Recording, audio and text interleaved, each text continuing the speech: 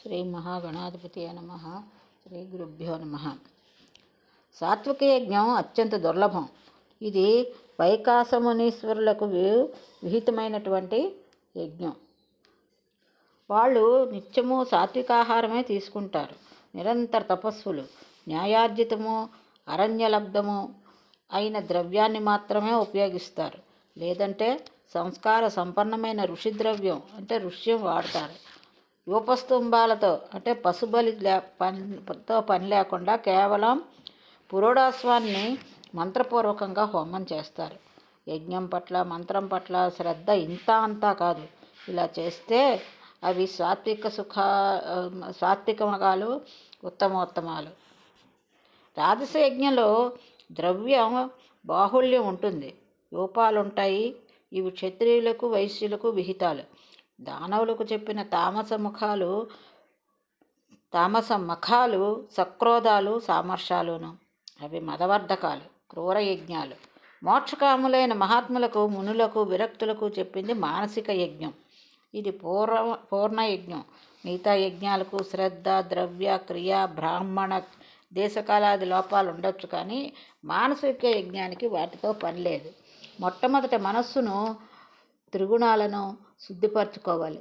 మనస్సు శుచిగా ఉంటే దేహం శుచిగా ఉన్నట్టే. ఇంద్రియాలను విడిచిపెట్టడమే మనశ్శుద్ధి.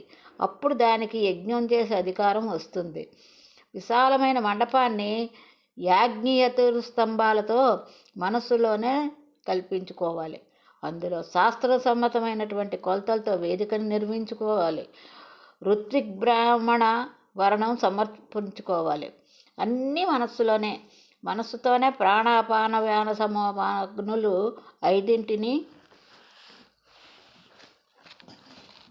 యజ్ఞవేదికతో తన్మంత్రాలతో స్థాపించాలి. వీటిలో ప్రాణము, గార్హపత్యము, అపానము, ఆహవనీయాగ్ని, వ్యానము, దక్షిణాగ్ని, సమానము, అనసత్యాగ్ని, ఉదానము, సభాగ్ని ఇవి పరమో ఉత్కృష్టమైనటువంటి అగ్నులు. త్రిగుణవర్ణితము శుచిమంతము అయినటువంటి ద్రవ్యాన్ని మనస్సులోనే భావించాలి. మనస్సు హోత, మనస్సే యజమాని. నిర్గుణ సనాతన పరబ్రహ్మ ఈ యజ్ఞానికి అధిదేవత. బ్రహ్మ విద్యాస్వరూపిణి అఖిలాధారైన ఆదిపరాశక్తిని ఉద్దేశించి ఈ ద్రవ్యాన్ని ప్రాణాగ్నిలో హవనం చెయ్యాలి. తర్వాత చిత్తాన్ని, ప్రాణాన్ని నిరాలంబనం చేసి కుండలీముఖ మార్గంలో శాశ్వత పరబ్రహ్మాన్ని ఉద్దేశించి హవనం చెయ్యాలి. సాత్వరూపమైనటువంటి మహేశ్వరుని స్వానుభూతితో యోగ సమాధితో నిరాకులుడే ధ్యానించాలి. సర్వభూతాల్లోనూ చూడగలిగితే మహేశ్వరుని చూడగలుగుతాడు.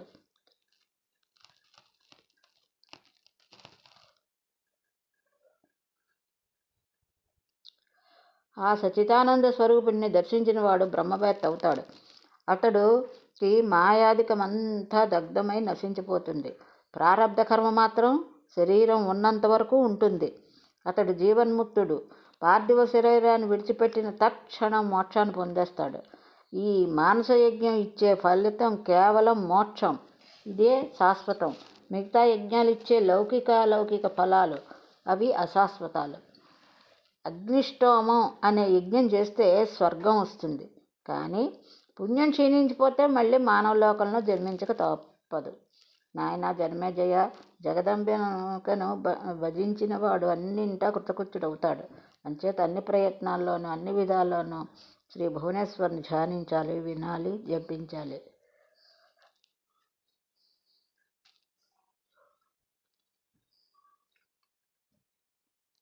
మానస యజ్ఞం రాజులకు కాదన్నాను కదా, దాన్ని అలా ఉంచు. ఇప్పటికి నువ్వు తామస యజ్ఞం చేసావు. సర్పయాగం తర్చకుడితో పెట్టుకుని కోటాను కోట్లుగా సర్పాలను యాగాగ్నిలో ఆహుతి చేశావు. ఇప్పుడు దేవి యజ్ఞం చేయి. సృష్ట్యాది విష్ణుమూర్తి చేశాడు. ఇలా ఇప్పుడు నువ్వు చెయ్యి. ఎలా చెయ్యాలో నేను చెప్తాను. చేయించడానికి సమర్థులైన యాజ్ఞికులు కూడా ఉన్నారు. యజమానుడివై ఆ యజ్ఞం చేసి యజ్ఞఫలాన్ని తండ్రికి దారిపోసి అతడికి దుర్గతిని తొలగించు. విప్రాపమాన పాపం వల్ల నరకం తప్పదు. దీనికి తోడు శాపదోషం ఒకటి, దుర్మరణం ప్రాప్తించింది నీ తండ్రికి. ఆకాశం కాదు, భూమి మీద కాదు, దర్భలపైన కాదు, సంగ్రామంలో కాదు, గంగలో కాదు, సౌదంలో స్నానదానాది విహీనమైన మరణం పొందాడు నీ తండ్రి పరీక్షిత్తు. ఇది చాలా రకాలుగా దుర్మరణం, చాలా రకాలుగా నరక కారణం. జనమేజయ, కాలం ఆసన్నమైంది కదా, ముందుగా తెలవడం ఒక అదృష్టం. అలా తెలిసినప్పుడు ఏ సాధన లేకపోయినా మనస్సు నిర్వేదాన్ని పొందాలి, వైరాగ్య భావన కలగాలి. ఇది పంచభూతాత్మకమైనటువంటి శరీరం. దీంతో నాకు ప్రమేయం ఏమిటి, సుఖం ఏమిటి, దుఃఖం ఏమిటి? ఇది రాలిపోతే రాలిపోని, నేను నిర్గుణుడును, విముక్తుడును, నశించేవి నశిస్తాయి, అందులో బాధపడవలసింది ఏముంది? నేను బ్రహ్మను, సంసారిని కాను, సదాముక్తుడను, సనాతుడను. దేహంతో నాకు ఏ సంబంధము లేదు. గర్భానుబంధాలన్నీ శుభాలు కానీ అశుభాలు కానీ అన్నీ వదిలిపోయాయి. అదృష్టవశాత్తు ఈ అతి ఘోరమైన సంసార సంకటం నుంచి త్వరగా విముక్తుడినయ్యాను. అలాంటి వైరాగ్యభావం పరిస్థితికి కలిగి ఉండాల్సింది, కలగలేదు. కలిగి ఉంటే స్నానాధికాలు లేకపోయినా దుర్మరణం అయ్యేది కాదు, ముక్తి కారణమే అయ్యేది. అయితే నాయన, ఇలాంటి వైరాగ్య భావన కలగడం అంటే అంత తేలిక కాదు. మహాయోగులే ఒక్కొక్కసారి తలకిందులవుతూ ఉంటారు. ఇంక మీ తండ్రి మాట చెప్పాలా? ఈ దేహాన్ని రక్షించుకోవడం ఎలాగా? రాజ్యాన్ని శత్రువులు పాలు కాకుండా చూసుకోవడం ఎలాగా? శాపం తప్పించి నన్ను బతికించేవాడెవడు? మంత్రజ్ఞుల, తంత్రజ్ఞుల, మణుల, మందుల అందరినీ పిలిపించండి అంటూ సౌదాగ్రంలో కూర్చుని అన్ని రకాల ఆరాటపడ్డాడే తప్ప దేహమమకారాన్ని వదిలించుకోలేకపోయాడు. ఈ ఆరాటంలో స్నానం, సంధ్య, దానం, ధర్మం అన్నీ మర్చిపోయాడు. దేవీ స్మరణం లేదు, భూసైనం లేదు. మోహావరణంలో మునిగిపోయి సౌధంలోనే మరణించాడు. ఇవన్నీ నరకహేతువులే. కాబట్టి మీ తండ్రిని నువ్వు ఉద్ధరించాలి, నరకకోపం నుంచి తప్పించి సద్గతి కల్పించాలి.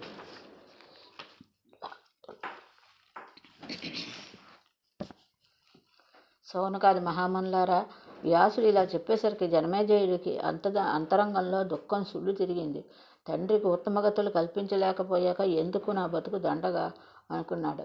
వ్యాసమహర్షి, నువ్వు చెప్పిన యజ్ఞాన్ని చెప్పినట్టుగానే నిర్వహిస్తాను. మా తండ్రికి స్వర్గం లభించాలి అని దృఢ నిశ్చయంతో అన్నాడు అని మరొక సమాచారం అడిగాడు.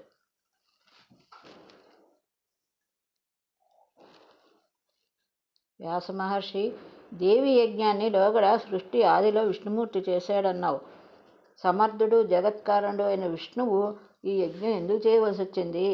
అప్పుడు అతనికి సహాయం చేసిన వాళ్ళు ఎవరు? బ్రాహ్మణులు ఎవరు? ఎంతమంది? వేద విదితులైన ఋత్వికులు ఎవరు? ఈ వివరాలన్నీ తెలియజెప్పు. విష్ణుమూర్తి చేశాడంటే గొప్ప మాటే కదా. ఇది విన్నాక యజ్ఞం ప్రారంభిద్దాం అన్నాడు జనమేజయుడు. అలాగే చెప్తానంటూ వ్యాసుడి గొంతు సవరించుకున్నాడు.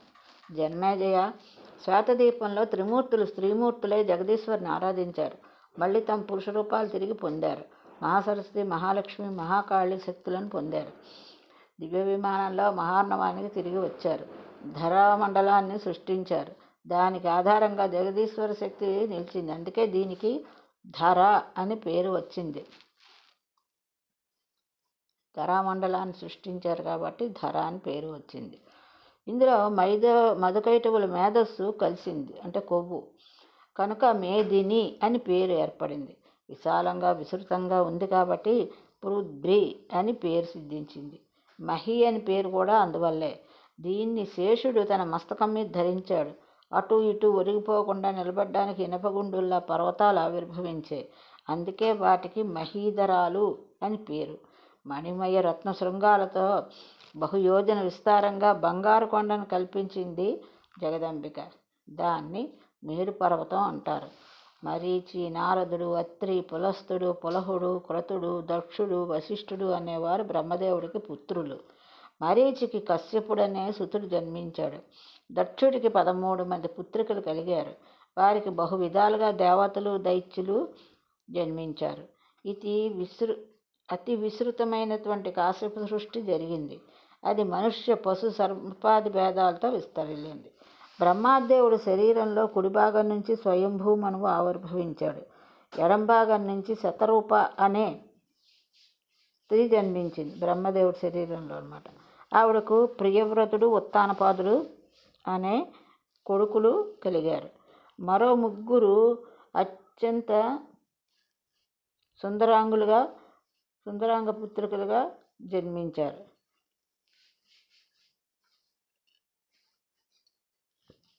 ఇలా బ్రహ్మదేవుడు సృష్టి జరిపి తన కోసం మేరు శృంగం మీద అతి మనోహరమైన సత్యలోకాన్ని నిర్మించుకున్నాడు. లక్ష్మీదేవితో కలిసి నివసించడానికి, క్రీడించడానికి అనువుగా విష్ణుమూర్తి అన్ని లోకాల పైన వైకుంఠాన్ని నిర్మించుకున్నాడు. శివుడేమో కైలాసాన్ని ఏర్పరచుకున్నాడు. భూతగణాన్ని సిద్ధం చేసుకుని పార్వతీ సహితుడై కైలాస పర్వతం మీద విహరిస్తూ ఉంటాడు. త్రివిష్టపము అనే స్వర్గాన్ని మేరు శిఖరాల్లో ఒకదానిపై నిర్మించి సురేంద్రుడికి నివాసం అందించారు. సముద్ర మథనంలో పుట్టిన పారిజాతాన్ని, కామధేనువుని, 4 దంతాల ఐరావతాన్ని, ఉచ్చైశ్రవం అనే గుర్రాన్ని, రంభాది అప్సరసలను దేవేంద్రుడికి బహూకరించారు. ధన్వంతరి, చంద్రుడు కూడా క్షీర సముద్రం నుంచే ఆవిర్భవించారు. వీరు కూడా తమ తమ దేవగణాలతో కలిసి స్వర్గంలోనే నివాసం ఏర్పరచుకున్నారు. వీరంతా స్వర్గానికి ఆభరణాలు. దేవ, తిర్యక్, మనుషుజ భేదాలతో ఇలా ఈ సృష్టి ముప్పేటలా సాగింది. అండజములు, స్వేదజములు, ఉద్భిజములు, జరాయుజములు అనే 4 భేదాలతో జీవరాశి కర్మానుసారంగా సముత్పన్నం అయింది. సృష్టిని ఇలా జరిపి త్రిమూర్తులు తమ తమ భార్యలతో తమ తమ నెలవుల్లో సుఖ సంతోషాలతో అనుభవిస్తూ విహరిస్తున్నారు. ఇలా ఉండగా ఓ రోజున విష్ణుమూర్తికి శ్వేతదీపము, మణిమండపము జ్ఞాపకం వచ్చాయి. ఆదిపరాశక్తిని దర్శించి స్త్రీభావం పొంది అర్చించి స్తుతించి దివ్యమంత్రోపదేశంతో పాటు లక్ష్మీదేవిని అందుకున్న అలనాటి సంఘటన స్మృతిపదంలో మెరిసింది. మహాదేవి యజ్ఞం చెయ్యాలని కోరిక కలిగింది. బ్రహ్మ, మహేశ్వరులను, అష్టదిక్పాలకులను, వశిష్ఠ, కశ్యప, దక్ష, వామదేవ, బృహస్పతులను ఆహ్వానించి తన సంకల్పాన్ని తెలియజేశాడు. యజ్ఞాసంభారాలను పుష్కలంగా కల్పించాడు.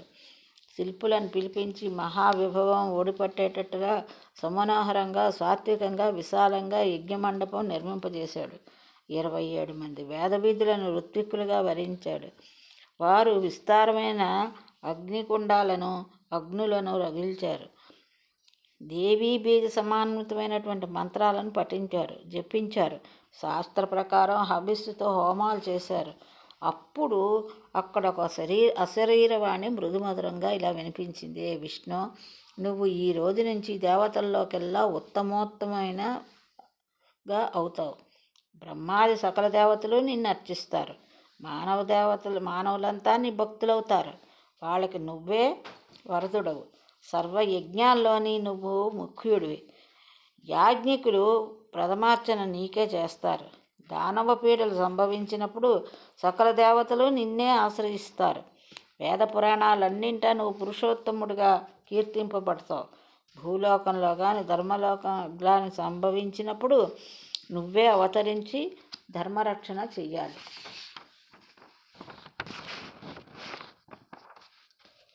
నీ అవతారాలకు భూలోకంలో విస్తృతమైన ప్రాచుర్యం లభిస్తుంది. అందరూ వాటిని అర్చిస్తారు. నీ అవతారాలన్నింటా నా అంశ నీకు సహచరునిగా ఉంటుంది. వారాహి, నారసింహి వేదాలతో నా శక్తి నీకు సర్వకార్య ప్రసాదితే అవుతుంది. ఆ శక్తి రూపాలు సర్వాభరణ భూషితులై సర్వాయుధధారుణులై నీకు సహకరిస్తాయి. నువ్వు గర్వపడి వాళ్ళని ఏనాడు చిన్నచూపు చూడకూడదు సుమా. వాళ్ళంతా నీకు మహనీయులు, పూజనీయులు.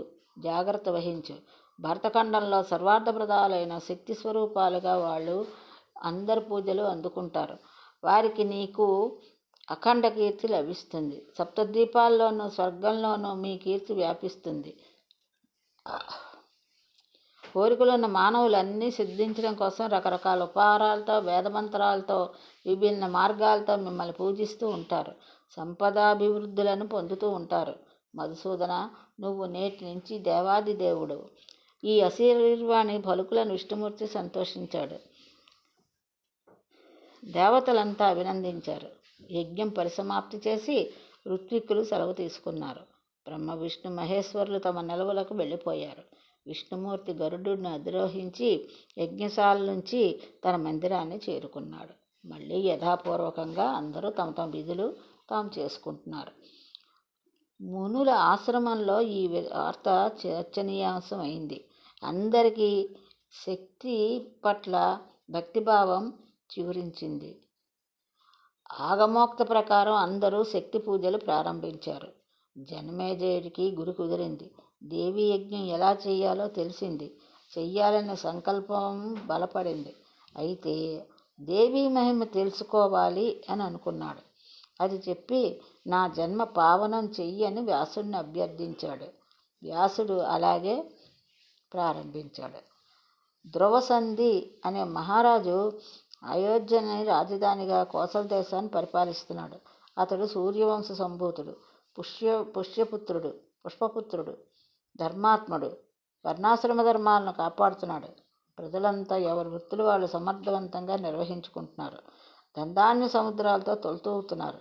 చోరుల్లో కానీ, దూర్తుల్లో కానీ, లోబుల్లో కానీ, మోసగాళ్ళు కానీ, కృతజ్ఞులు కానీ, మూర్ఖులు కానీ అతడి రాజ్యంలో లేరు. అంజనం వేసినా కనిపించలేదు. ధ్రువసంధికి 2 భార్యలు. 2 అందగత్తెలే, 2 విచక్షణలే. మొదటి భార్య మనోరమ, ధర్మపత్ని, పట్టమహిషి. రెండవ భార్య లీలావతి. 2తోనూ కలిసి భోగభాగ్యాలు అనుభవిస్తూ సౌదాల్లో, ఉద్యానవనాల్లో, క్రీడా పర్వతాల్లో, సరోవరాల్లో, దిగుడుబావుల్లో విహరిస్తూ ఆనందం అంచులు చూస్తున్నారు. మనోరమకు సకల రాజలక్షణాలతో పుత్రుడు ఉదయించాడు. అతడికి సుదర్శనుడు అని నామకరణం చేశాడు. మరో నెలలోకి లీలావతి ప్రసాదించింది. మూర్తి భవించిన ఆ సౌందర్యంగా మగబిడ్డ జన్మించాడు. అతనికి శత్రుజిత్ అని పేరు పెట్టారు. రాజుగారు 2 సమాదరంతో ప్రేమతో చూసుకుంటున్నారు. పిల్లలు ఆడుతూ పాడుతూ ఎదుగుతున్నారు. 2 చూడాకర్మలు అయ్యాయి. విద్యాభ్యాసాలు సాగుతున్నాయి. శత్రుజిత్తు మంచి మాటకారి. తన వాక్చర్యంతో అందరినీ ఆకట్టుకుంటాడు. మంత్రులు, దండనాయకులు, ప్రజలు అందరూ ఆకర్షితులే ఆనందిస్తున్నారు. తండ్రికి మరీ ప్రీతిపాత్రుడయ్యాడు. దురదృష్టవశాత్తు సుదర్శనుడు అంత చురుకైనవాడు కాదు. అంటే పెద్ద భార్య కొడుకు. శాంత స్వభావుడు. ఒక రోజున ధ్రువసంధి వినోద కోసం వేట వెళ్ళాడు. వేడారణ్యంలో ప్రవేశించాడు. క్రూరమృగాలన్నింటినో సంహరించాడు. వేట రంజుగా సాగుతోంది. అంతలో ఒక వెదురు పొద నుంచి చండసింహం ఒకటి జూలు దులిపి ఆవలించింది. లేచి నిలబడింది. దిక్కులు పగిలిపోయేటట్టుగా విరగబడి గర్జించింది. రాజుగారు బాణం వేశారు. ఆ దెబ్బకు అది మరీ రెచ్చిపోయింది. తోక రెక్కించి రాజుపైకి లంఘించింది. రాజుగారు చర్మనిర్వతమైన డాలు వంటి ఎడమ చేత్తో పట్టుకుని కుడి చేత్తో కత్తి దూసి మరో సింహంలా నిలబడ్డాడు. కసెక్కిన సింహం బంతిలా గాలిలోకి ఎగిరి పంజా విప్పి నోరు భీకరంగా తెరిచి భీషణంగా గర్జిస్తూ రాజుగారి మీద పడుతోంది. చుట్టూ సైనికులు 100 బాణాలు వేస్తుకున్నాయి. గుచ్చుకున్నవి గుచ్చుకుంటున్నాయి, తప్పుకున్నవి తప్పుకుంటున్నాయి. సింహం మాత్రం రాజుపైకి దూకుతోంది. దగ్గరకు రాగానే రాజు కత్తితో పొడిచాడు. అది పంజా విసిరింది. 2 ఒకేసారి నేలకు ఒరిగిపోయారు. ప్రాణాలు విడిచారు. సైనికులు హాహాకారాలు మిన్నుముట్టాయి. క్షణాల మీద ఈ దుర్వార్త రాజధానికి చేరింది. అంతఃపురం బావురుమంది. మంత్రి, పురోహితులు హుటాహుటిన అక్కడికి చేరారు.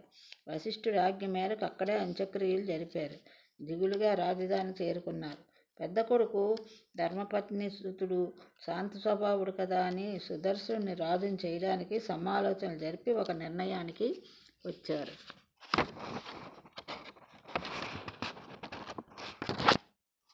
అల్లుడి మరణవార్త విని లీలావతి తండ్రి యుధాజిత్తు ఉదయాన్నించి సైన్యంతో అయోధ్యకు చేరుకున్నాడు. ఉజ్జయిని నుంచి సైన్యంతో అయోధ్యకు చేరుకున్నాడు. శత్రుజిత్తుకి బాసటగా నిలిచాడు.